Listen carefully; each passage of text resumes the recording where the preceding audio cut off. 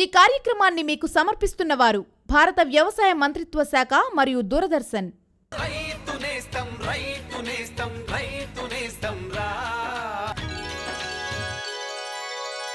నమస్కారం. రైతు నేస్తం కార్యక్రమానికి స్వాగతం.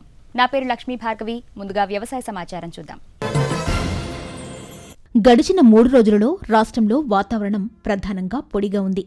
పగటి ఉష్ణోగ్రతలు 29 నుండి 34 డిగ్రీల సెల్సియస్, రాత్రి ఉష్ణోగ్రతలు 15 నుండి 24 డిగ్రీల సెల్సియస్గా నమోదయ్యాయి. హైదరాబాద్ వాతావరణ కేంద్రం వారు అందించిన సమాచారం ప్రకారం రాబో 5 రోజులలో రాష్ట్రంలో వాతావరణం పొడిగా ఉండవచ్చు. పగటి ఉష్ణోగ్రతలు 24 నుండి 33 డిగ్రీల సెల్సియస్ మధ్య, రాత్రి ఉష్ణోగ్రతలు 11 నుండి 20 డిగ్రీల సెల్సియస్ మధ్య నమోదు కావచ్చు. ఈరోజు మార్కెట్ ధరలు ఈ విధంగా ఉన్నాయి. వరి MTU 10-10 రకం నర్సాపూర్లో క్వింటాలుకు కనిష్ట ధర 1500 రూపాయలు, గరిష్ట ధర 1550. వేల్పూరులో క్వింటాలుకు కనిష్ట ధర 1490, గరిష్ట ధర 1500. ఆర్మూర్లో క్వింటాలుకు కనిష్ట ధర 1500, గరిష్ట ధర 1510. ప్రత్తి ఆదిలాబాద్లో క్వింటాలుకు కనిష్ట ధర 4950, గరిష్ట ధర 5000. భద్రాచలంలో క్వింటాలుకు కనిష్ట ధర 3860, గరిష్ట ధర 4160. గంగాధరలో క్వింటాలుకు కనిష్ట ధర 4700, గరిష్ట ధర 4700. మొక్కజొన్న దమ్మపేటలో క్వింటాలుకు కనిష్ట ధర 1300, గరిష్ట ధర 1350. గాంధారిలో క్వింటాలుకు కనిష్ట ధర 1400, గరిష్ట ధర 1400. సిద్దిపేటలో క్వింటాలుకు కనిష్ట ధర 1355, గరిష్ట ధర 1385. నవంబర్ 23 బుధవారం సాయంత్రం 5:30 రైతు నేస్తంలో ఫోన్ ఇన్ లైవ్ ప్రోగ్రాం ఈత తొలినాళ్లలో పాడి పశువుల పోషణ అనే అంశంపై doctor N Nalini Kumari, associate professor and head, పశు వైద్య కళాశాల, పశుపోషణ విభాగం, కోరుట్ల, కరీంనగర్ జిల్లా రైతులడిగే ప్రశ్నలకు నేరుగా సమాధానాలిస్తారు. నవంబర్ 25 శుక్రవారం సాయంత్రం 5:30 రైతు నేస్తంలో ఫోన్ ఇన్ లైవ్ ప్రోగ్రాం శనగ సాగులో మేలైన యాజమాన్య పద్ధతులు అనే అంశంపై doctor S Lakshman, associate director of research, Jagtial, Karimnagar జిల్లా రైతులడిగే ప్రశ్నలకు నేరుగా సమాధానాలిస్తారు. మన దేశంలో కాలక్రమేణా జనాభా పెరుగుతూ వచ్చింది. దానితో పాటు ఆహార పంటల ఆవశ్యకత కూడా పెరిగింది. వీలైనంత అధిక విస్తీర్ణంలో భూమిని సాగులోకి తెచ్చారు. అయితే జనాభా పెరిగినంతగా సాగు భూమి పెరిగే అవకాశం లేదు. కనుక ఉన్న భూమిలోనే దిగుబడి పెంచాల్సిన ఆవశ్యకత ఏర్పడింది. ఈ నేపథ్యంలో వ్యవసాయంలో వస్తున్న నూతన సాంకేతిక పద్ధతుల గురించి సంవత్సరం పొడవునా అందజేస్తున్న వ్యవసాయ విస్తరణ కార్యక్రమం రైతు నేస్తం. ఈనాటి కార్యక్రమంలోని ముఖ్యాంశాలు: శీతాకాలంలో వరి సాగుకు అనువైన రకాలు, గుణగణాలు, డ్రిప్ బ్లాక్స్ నివారణకు చర్యలు, ఉద్యాన నర్సరీలు, నాణ్యమైన మొక్కల ఉత్పత్తి వివరాలు, కందిలో కాయతొలుచు పురుగుల సమగ్ర నివారణ. మన రాష్ట్రంలో ఖరీఫ్, రబీ పంట కాలాల్లో సాగు చేయబడే ప్రధానమైన ఆహార ధాన్య పంట వరి. శీతాకాలంలో సాగు చేయు వరి రకాలు చలిని తట్టుకునే గుణాన్ని, తక్కువ కాల పరిమితిని కలిగి ఉండాలి. ఈ నేపథ్యంలో ప్రస్తుతం రబీలో సాగు చేయడానికి వరి రకాలకు ఉండవలసిన లక్షణాలు, సాగు పద్ధతులను గురించి ఇప్పుడు తెలుసుకుందాం.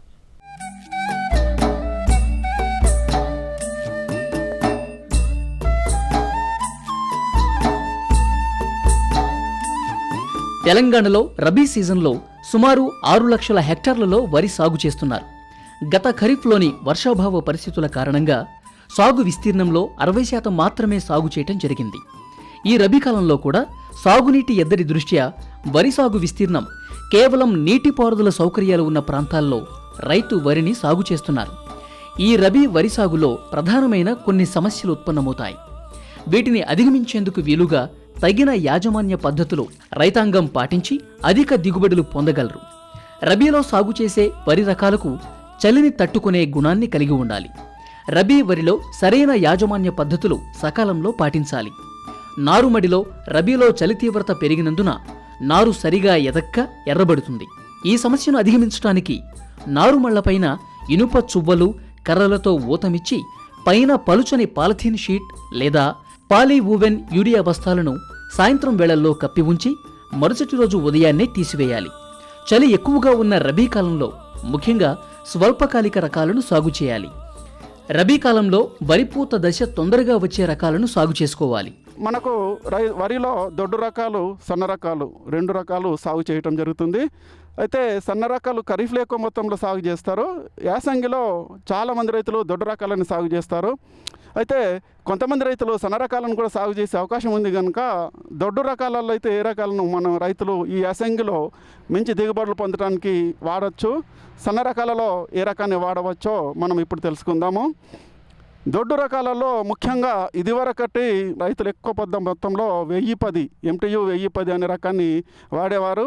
అయితే దీంట్లో కొంచెం గింజ రాలే గుణము, అంటే కోత సమయంలో గింజ బాగా రాలుతుంది, 20% దిగుబడి నష్టపోవడం జరుగుతుంది. అంతేకాక ఈ మధ్య 1010లో దోమపట్టు కూడా విపరీతంగా వస్తూ ఉంది. అగ్గి తెగులతో పాటు దోమతో పాటు వస్తుంది కనుక దీనికన్నా ఎక్కువ దిగుబడి ఇస్తూ 10% దిగుబడి ఎక్కువ ఇస్తూ గింజ రాలే గుణం లేని 2 దొడ్డు రకాలను గత సంవత్సరము ప్రొఫెసర్ జయశంకర్ తెలంగాణ రాష్ట్ర వ్యవసాయ విశ్వవిద్యాలయం పరిధిలోని ఈ యొక్క ప్రాంతీయ వ్యవసాయ పరిశోధన స్థానం నుండి బతుకమ్మ అనే రకాన్ని విడుదల చేయటం జరిగింది. అదే నా పరిధిలో ఉన్న ఇంకొక పరిశోధన స్థానము కునారం పరిశోధన స్థానము పెద్దపల్లి జిల్లాలోనిది. ఇక్కడి నుంచి కునారం సన్నాలు అనే 2 దొడ్డు గింజ రకాలు విడుదల చేయడం జరిగింది. వీటి యొక్క గుణాలు ముఖ్యంగా క్లుప్తంగా చెప్పాలంటే యాసంగిలో కూడా మనకు 125 మామూలుగా అయితే 120 రోజులు, యాసంగిలో మనకు 5 నుంచి 10 రోజులు చలి వలన ఈ యొక్క డ్యూరేషన్ పెరిగే అవకాశం ఉంది కనుక 125 నుంచి 130 రోజులలో మనకు కోతకు వచ్చేస్తే ఈ 2 రకాలు కూడా. ఈ యొక్క 1010లో ఏదైతే రాలే గుణం ఉందో ఈ యొక్క బతుకమ్మ కునారం సన్నాలలో మనకు గింజ రాలే గుణం చాలా తక్కువగా ఉంది. అంటే చాలా తక్కువ మొత్తంలో గింజ రాలుతుంది కనుక మనకు దిగుబడిలో నష్టం వచ్చే అవకాశం కూడా లేదు. ఇంకోటి ఏంటంటే దిగుబడి శాతం ఎక్కువ ఉంటుంది, దోమ కూడా చాలా తక్కువ వస్తున్నట్టు మేము గమనించడం జరిగింది. 125 రోజుల్లో కోతకు వస్తాయి కనుక మనకు ఈ యొక్క యాసంగిలో ఈ యొక్క 2 దొడ్డు గింజ రకాలను సాగు చేయడానికి రైతులకు అనువుగా ఉంటుంది. వీటి నారుమడులను మనకు ఈ నవంబర్ నెల ఆఖరి వారం నుంచి డిసెంబర్ ఆఖరి వరకు కూడా పోసుకొని సాగు చేసుకోవడానికి అవకాశం ఉంటుంది.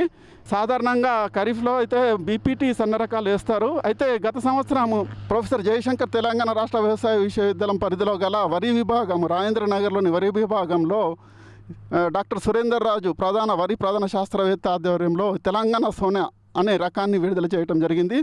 ఇది కూడా 120 నుంచి 25 రోజులకు కోతకు వస్తుంది. రబీలో మనకి యాసంగిలో ఒక 5 రోజులు పెరిగే అవకాశం ఉంది కనుక చాలా అనువుగా ఉంది రబీకి కూడా. ఇది ఖరీఫ్కు రబీకి 2 కాలాలకు అనువుగా ఉంది. సన్న రకాలలో ఇది మంచి దిగుబడినిచ్చే శక్తి ఉంది. దీంట్లో ముఖ్యంగా రైతులు గమనించాల్సింది ఏంటంటే నత్రజని మోతాదును ఒక 10 నుంచి 15% తక్కువ వాడితేనే ఇది దిగుబడి ఎక్కువ వస్తుంది. నత్రజనిని విపరీతంగా వాడినట్లయితే మాత్రం ఇది కొంచెం ఎక్కువ పెరిగి పడిపోయే అవకాశాలు ఉంది. ఇది ముఖ్య గమనికగా రైతులు గమనించాలి. రైతు నేస్తం కార్యక్రమంలో ఇప్పుడు చిన్న విరామం.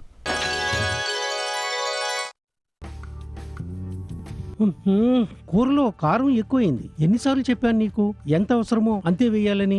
నా వల్లైతే ఇలా అప్పుడప్పుడు అవుతుంది, కానీ మీరైతే పొలంలో మీకు తోచిన క్రిమి సంహారకాలని వాడేస్తారు. మరి దాని సంగతో ఉన్నమాటేగా అంటోంది కోడలు. చూడు, పొలంలో ఎంత అవసరమో అంతే మందు వెయ్యి. గుర్తుంచుకోండి, క్రిమి సంహారకాలు విషపూరితాలు. డబ్బా పైన రాసిన సూచనల ప్రకారమే మందు వేయాలి. ముందు ఫెరమోన్ ట్రాప్, లైట్ ట్రాప్, మిత్ర కీటకాలు, జైవిక క్రిమిసంహారకాలు వంటివి ఉపయోగించాలి. అవసరమైతేనే రసాయనిక క్రిమిసంహారకాలు ఉపయోగించాలి. మందు చల్లడం పొద్దున కానీ సాయంత్రం కానీ చేతి తొడుగులు, మాస్క్ ఇంకా పొడుగు చేతుల చొక్కా వేసుకుని చేయాలి. గాలి వీచే దిశలో చల్లుతూ వెనక్కి నడవాలి. మందు డబ్బాలు, చల్లే యంత్రాలు సురక్షితమైన చోట ఉంచాలి. ఇప్పుడేనా అర్థమైందా? అర్థమైంది భార్యామణి. ఇక చెయ్యను ఇలాంటి పిచ్చి పని. తాగించిందా నీకు 3 చెరువుల నీళ్లు? రైతు నేస్తం కార్యక్రమానికి తిరిగి స్వాగతం. వ్యవసాయ రంగంలో ఆశించిన స్థాయిలో ఉత్పత్తిని, ఉత్పాదకతలను సాధించే దిశగా ఏర్పరచుకున్న లక్ష్యాలలో అధిక ఉత్పత్తిని సాధించడానికి తోడ్పడే అతి కీలకమైన అంశాలలో సూక్ష్మ సాగునీటి పద్ధతి ఒకటి. ఈ నేపథ్యంలో సూక్ష్మ సాగునీటి పద్ధతి అయిన డ్రిప్ ఇరిగేషన్ నిర్వహణలో పాటించవలసిన సూచనల గురించి ఇప్పుడు మనం తెలుసుకుందాం.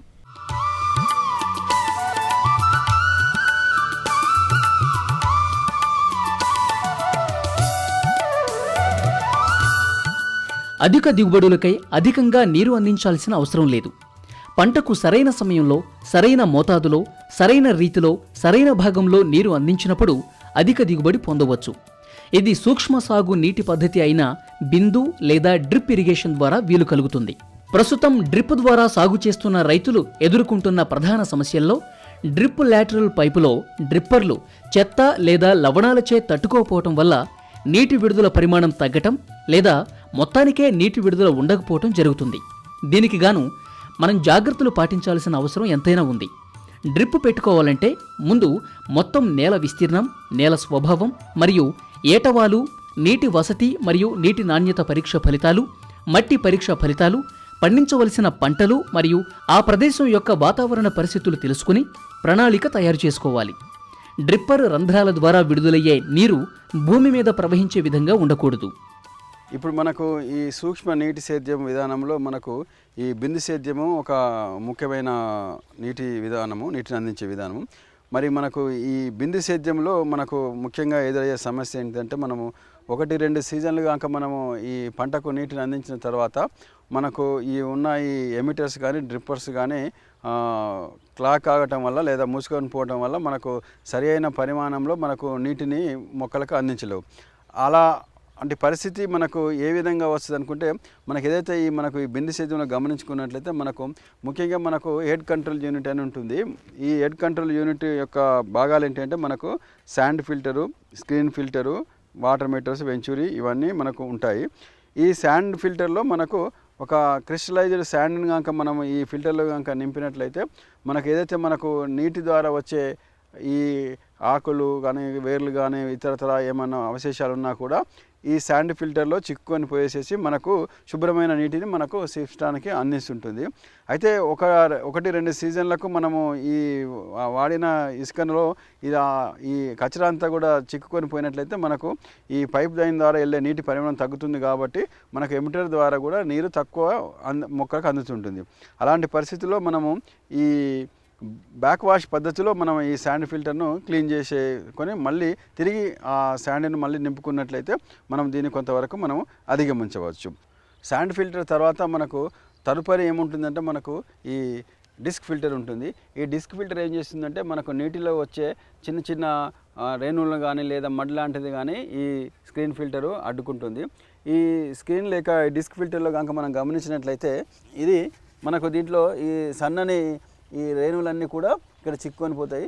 దీన్ని మనము అప్పుడప్పుడు పిరియాడికల్గా మనము తీసేసుకొని శుభ్రమైన నీటిలో కడిగి మళ్ళీ ఫిట్ చేసుకున్నట్లయితే మనకు ఈ నీటిలో వచ్చే ఈ లవణాలు కానీ ఇతరత్ర మడ్ లాంటిది కానీ దీన్ని మనం అడ్డగించుకొని మనకు ఎమిటర్స్కు శుభ్రమైన నీటిని అందించే అవకాశం ఉంటుంది.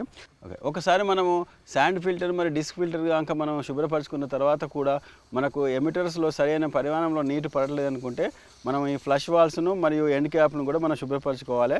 ఈ ఫ్లష్ వాల్స్ ఏంటంటే మనకు ఈ భూమిలో ఉన్న మనకు పీవీసీ పైపుల్లో కనుక ఏమైనా మనకు కచరా చేరి సరైన పరిమాణంలో మనకు నీరు అందించకపోయినట్లయితే దీన్ని మనం ఓపెన్ చేసేసి ఒక 10 నిమిషాలు మనం ఇలా వదిలేసినట్లయితే నీటిలో పైపులలో ఉన్న కచరా అంతా కూడా వెళ్ళిపోయేసేసి మనకు పైప్ అంతా కూడా క్లీన్ అవుతుంది. శాండ్ ఫిల్టరు, డిస్క్ ఫిల్టరు మరి ఫ్లష్ వాల్స్ కూడా క్లీన్ చేసుకున్నా కూడా మనకు మొక్కల దగ్గర ఉన్న ఈ లాటరల్స్లో మనకు నీరు సరైన అందకపోతే మనకు ఎమిటర్స్ ద్వారా మొక్క దగ్గర సరైన పరిమాణంలో నీరు పడది. అట్లాంటప్పుడు మనకు ఈ చివర ఉన్న ఎండ్ క్యాప్ను తీసేసి ఇలా మడ్డుగా ఉన్న వాటర్ని కనుక ఒక మనం 5-10 నిమిషాలు కనుక మనం వదిలేసినట్లయితే మనకు లాటరల్ అంతా కూడా శుభ్రపడిపోయి ఎమిటర్స్ ద్వారా మంచి శుభ్రమైన వాటరు ఎక్కువ మొత్తంలో పడే అవకాశం ఉంటుంది. ఈ ఎమిటర్లో కనుక మనకు సరైన మోతాదులో కనుక మనకు నీరు డ్రాప్స్ పడట్లేదంటే ఇక్కడ మనకు నీటిలో ఉన్న ఈ అక్షేపాలు అంటే లవణాలు చేరిపోయేసి ఈ ఎమిటరు మనకు మూసుకుపోయి ఉంటుంది. దీన్ని కనుక మనం శుభ్రపరచుకున్నట్లయితే నీరు మంచిగా మొక్కకు అందే అవకాశం ఉంటుంది. దీన్ని శుభ్రపరచుకోవడానికి మనకు ముఖ్యంగా 2 పద్ధతులు ఉంటుంది. ఒకటి మనకు యాసిడ్ ట్రీట్మెంట్, ఇంకోటి మన క్లోరినేషన్. ఈ క్లోరినేషన్ అంటే మనకు ఈ ఎమిటర్స్ దగ్గర మనకు ఆల్గే లాంటి స్లమ్స్ కానీ ఏమైనా డెవలప్ అయ్యేట్లయితే ఈ క్లోరినేషన్ ఏదైతే మనకు ఇప్పుడు మంచినీటి శుభ్రత కొరకు ఉపయోగించి ఆ క్లోరిన్ కనుక వాడినట్లయితే ఆ ఆల్గేలు అనే స్లమ్స్ అన్నీ కూడా మనకు కరిగిపోయి శుభ్రంగా మనకు ఈ ఎమిటర్ ఉంటుంది కాబట్టి నీరు ఎక్కువ మొత్తం అందుతుంది. అలా కాకుండా మన సాగునీటి నాణ్యత కనుక సరిగా లేనట్లయితే దాంట్లో కనుక మనకు లవణాలు కానీ ఉప్పు కానీ ఎక్కువగా ఉన్నట్లయితే 1-2 సీజన్ల తర్వాత మనకు ఈ ఎమిటర్స్ దగ్గర ఈ లవణాల యొక్క అవక్షేపాలు చేరిపోయి మూసుకుపోతుంటుంది. దీన్ని మనం క్లీన్ చేసుకోవడానికి మనకు యాసిడ్ ట్రీట్మెంట్ అని ఒక పద్ధతి చెప్తాము. ఈ యాసిడ్ ట్రీట్మెంట్లో మనము గాఢ నత్రిక ఆమ్లం కానీ లేదా గాఢ సల్ఫ్యూరిక్ యాసిడ్ కానీ 1:4 రేషియోలో మనం వాడినట్లయితే మనకు ఏదైతే మనకు నీటిలో కరిగే ఎరువులను వెంచుల ద్వారా పంపిస్తామో అలానే ఈ నీటిలో కరిగిన యాసిడ్ను వెంచుల ద్వారా పంపించేసి ఈ సిస్టంలో అన్నిట్లో కూడా ఒక 24 గంటల వరకు అలానే ఉంచేసేసి తదుపరి దినము మనము మళ్ళీ ఫ్రెష్ వాటర్తోనే ఈ సిస్టమ్ అంతా కూడా కనుక మనం ఫ్లష్ చేసినట్లయితే ఈ యాసిడ్ ద్వారా ఈ అవక్షేపాలన్నీ కూడా డైల్యూట్ అయిపోయి కరిగిపోయి మళ్ళీ మనం నీరు పంపించినప్పుడు అవన్నీ కూడా బయటకు వెళ్ళిపోయి ఈ ఎమిటర్ శుభ్రపరుస్తుంది. డ్రిప్ కంపెనీ యొక్క అధీకృత ఇంజనీరింగ్ నిపుణుల పర్యవేక్షణలో క్రమబద్ధంగా డ్రిప్ పారుదల వ్యవస్థను అమర్చుకోవాలి. మొత్తం డ్రిప్ వ్యవస్థ అమర్చిన తరువాత పైపుల్లో నీరు వదిలి వ్యవస్థ యొక్క పనితనం పరీక్షించాలి.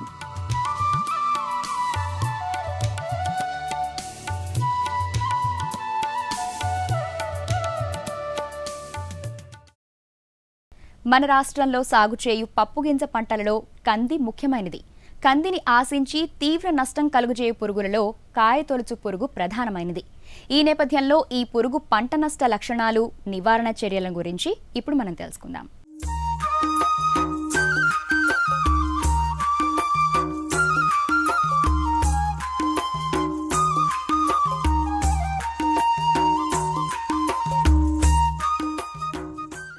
మన రాష్ట్రంలో తొలకరిలో పండించే పప్పు ధాన్యాలలో కంది ప్రధానమైంది. కంది పైరు పెరుగుదల తొలి దశలో నిదానంగా ఉంటుంది. అందుచేత దీన్ని తొలకరిలో ఎక్కువగా ప్రధాన మరియు అంతర పంటగా సాగు చేస్తున్నారు. దీనికి తోడు అనేక రకాలైన చీడపీడలు కంది పంటను పూత కాయ దశలో ఆశించటం వలన దిగుబడులు గణనీయంగా పడిపోతున్నాయి.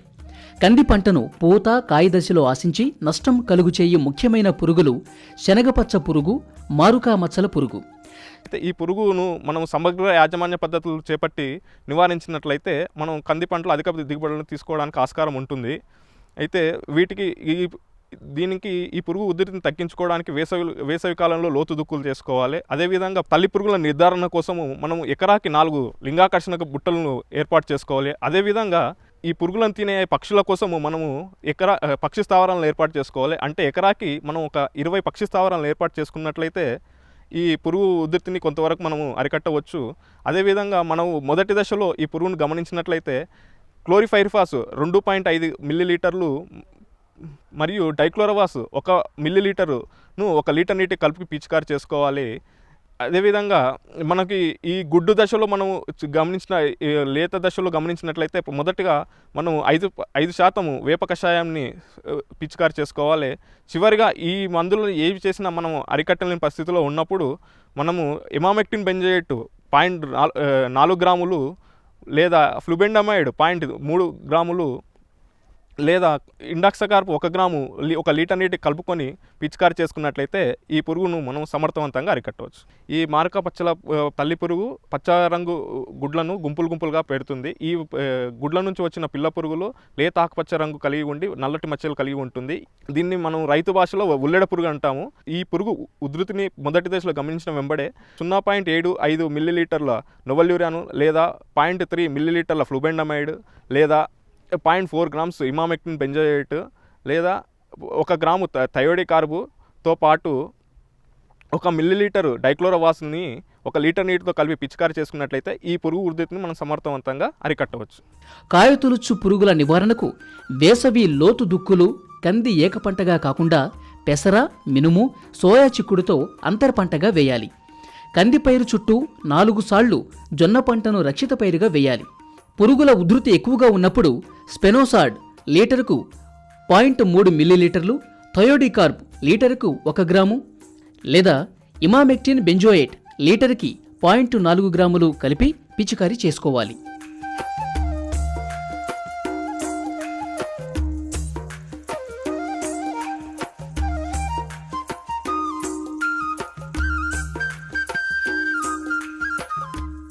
రైతు నేస్తం కార్యక్రమంలో ఇప్పుడు చిన్న విరామం. సరే, ఎవరితోనండి ఇంతగా తెగనవ్వుతూ మాట్లాడుతున్నారు? కిసాన్ కాల్ సెంటర్ విశేషజ్ఞుడితో పంట గురించి సలహా తీసుకుంటున్నాను. పొద్దున సరే, మధ్యాహ్నం కూడానా? కిసాన్ కాల్ సెంటర్ ఉదయం 6 గంటల నుండి రాత్రి 10 వరకు తెరిచే ఉంటుంది. ఆదివారం కూడానా? ఏడాదిలో 365 రోజులు తెరిచుంటుంది. వ్యవసాయ సంబంధిత సమస్యలకి మీ భాషలో వెంటనే సమాధానాన్ని పొందడానికి దేశంలోని ఏ ఫోన్ నుంచైనా జాతీయ హెల్ప్ లైన్ నంబర్ 1800-180-1551పై సంప్రదించండి. ఇదిగో నిన్నే. నన్నెందుకు పిలుస్తారు? వెళ్ళి దాంతోటి చెప్పండి. ఎవరితో? అదే మీ మొబైల్ ఫోన్. పొద్దున్న, సాయంత్రం, పగలు, రాత్రి అంటు పెట్టుకుంటారుగా. పైగా కిసాన్ కాల్ సెంటర్ తో మాట్లాడుతున్నా అని అంటారు. ఓహో, అదా సంగతి. అవును, ఏమైంది? ఇప్పుడు మాట్లాడరా? ఇప్పుడు క్షణంలో మాట్లాడిపోతాయి. అలాగా? అవును, ఇప్పుడు ఎక్కువ లైన్లు, ప్రత్యేకమైన టెక్నిక్ కారణంగా వ్యవసాయ నిపుణులతో వెంటనే మాట్లాడొచ్చు. ఎప్పుడైనా లైన్ బిజీగా ఉంటే మన సమస్యల్ని ఫోన్ పై రికార్డ్ చేయొచ్చు. వారి నుండి ఫోన్ వస్తుంది. ఇంకా సమస్యకి పరిష్కారం కూడా మెసేజ్ రూపంలో వస్తుంది. ఇదిగో చూడు, వచ్చేసింది. అరేవా, అంటే దీని అర్థం వేచి ఉండక్కర్లేదన్నమాట. అవును, అందుకేనన్నమాట ఈ మధ్య నా మీద అంత ప్రేమ వస్తోంది. వ్యవసాయ సంబంధిత సమస్యలకి మీ భాషలోనే వెంటనే సమాధానం పొందడానికి దేశం మొత్తంలో ఏ ఫోన్ నుంచైనా హెల్ప్ లైన్ నంబర్తో సంప్రదించండి. రైతుల నేస్తం కిసాన్ కాల్ సెంటర్. రైతు నేస్తం కార్యక్రమానికి తిరిగి స్వాగతం. మన రాష్ట్రంలో ఉద్యాన పంటల విస్తీర్ణం రోజురోజుకు పెరుగుతూ ప్రాధాన్యతను సంతరించుకుంటోంది. ఉద్యాన పంటలలో అధిక దిగుబడులను సాధించడం ఎంత ముఖ్యమో సాగులో వృధా ఖర్చులను తగ్గించుకోవడం కూడా అంతే ముఖ్యం. ఈ నేపథ్యంలో మన రాష్ట్రంలో ఉద్యాన నర్సరీల వివరాలు, నాణ్యమైన మొక్కల ఉత్పత్తికి తీసుకోవాల్సిన జాగ్రత్తల గురించి ఇప్పుడు తెలుసుకుందాం.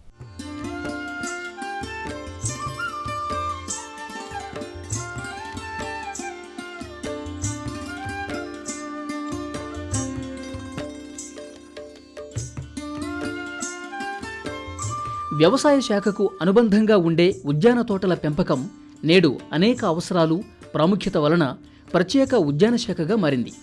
రాబోయే శతాబ్దంలో ఆహార భద్రత కొరకు ఉద్యాన విభాగాన్ని మరింత పటిష్టపరిచి నిర్దేశిత ప్రదేశంలో పండే పంటల దిగుబడిని అధికము చేయవలసిన అవసరం ఎంతైనా ఉంది.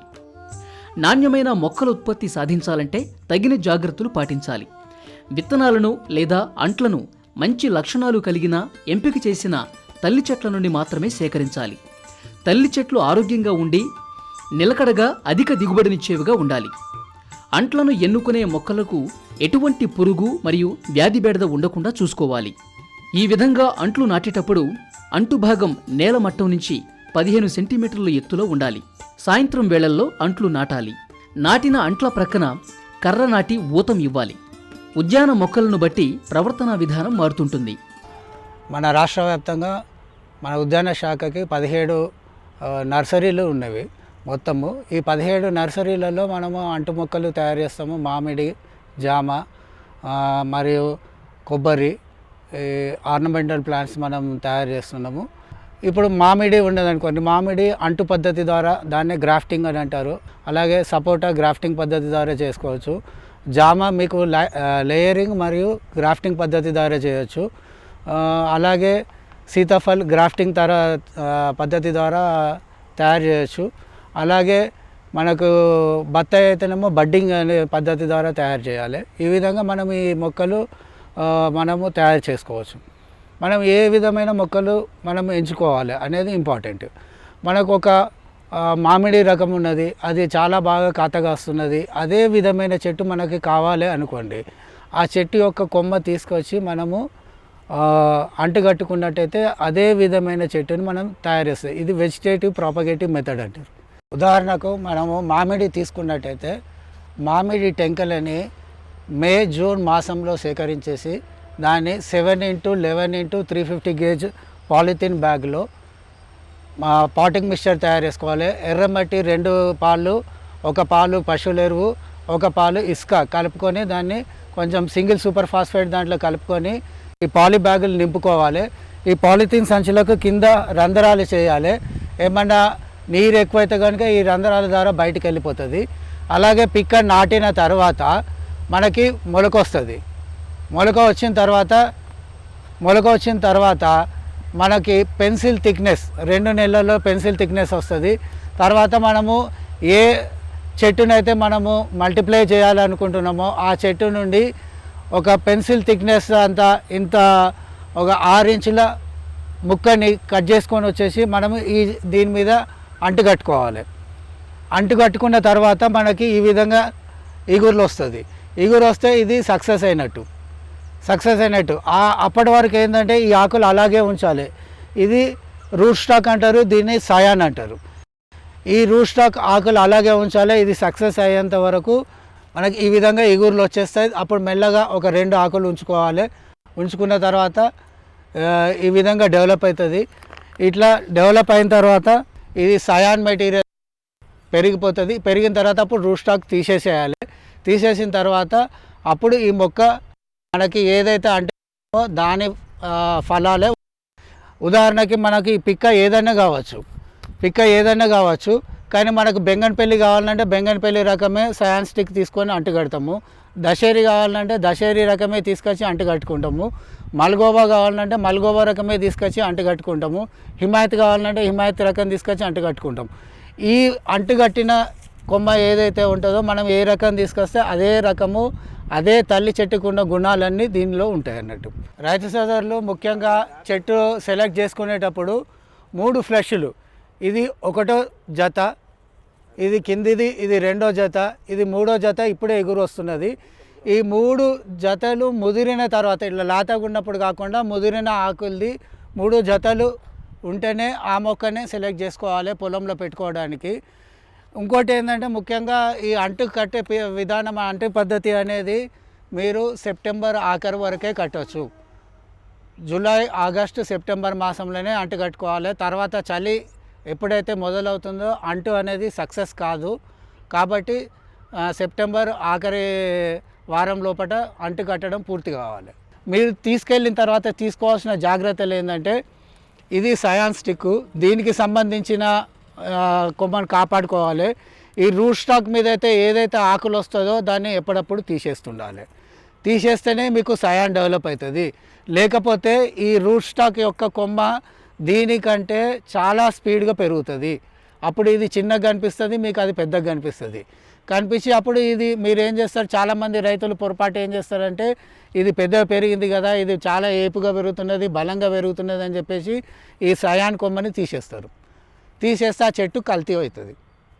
కాబట్టి ఈ జాగ్రత్త రైతులు పాటించాలి. ఇంకో జాగ్రత్త ఏంటంటే రైతులు పాటించాల్సింది, ఈ మొక్క తీసుకెళ్ళిన తర్వాత వాళ్ళ పొలంలో నాటుకునేటప్పుడు చాలామంది చేసే పొరపాటు ఏంటంటే ఈ అంటు జాయింట్ అనేది భూమి లోపలికి పెట్టేస్తారు.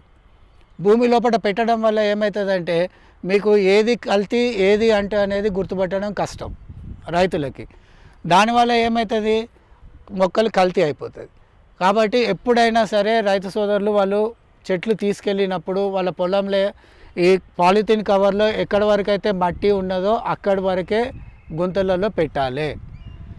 అప్పుడు ఈ జాయింట్ అనేది భూమి పైన ఉండాలి. భూమి పైన ఉన్నట్టయితే అప్పుడు మీకు ఏది కల్తీ అనేది ఏది ఒరిజినల్ అనేది తెలుస్తుంది మీకు. దానివల్ల మీకు నష్టం అనేది జరగదు.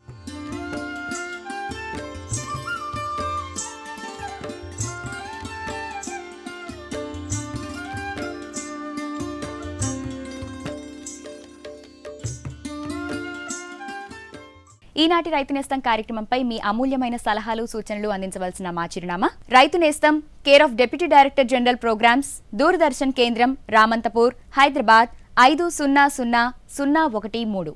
ఇది ఈనాటి రైతు నేస్తం కార్యక్రమం. నమస్కారం.